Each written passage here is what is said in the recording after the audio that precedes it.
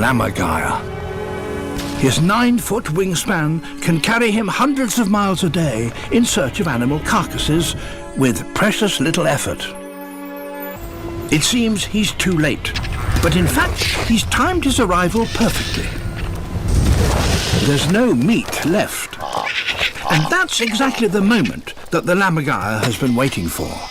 It's bones he's after. Bones contain rich marrow fat. But extracting it is not easy, especially when the bone is a solid 4 kilos and too big to swallow. But lammergeiers have an extraordinary solution, thanks to their flying skills.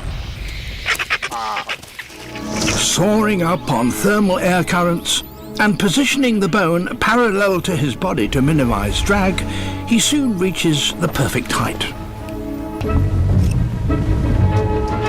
The bone is smashed.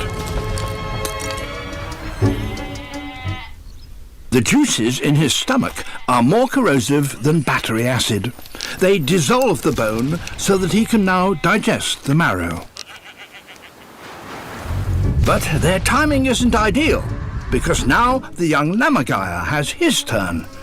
Proficient bone smashing takes endless practice to find just the right height, speed, and moment of release.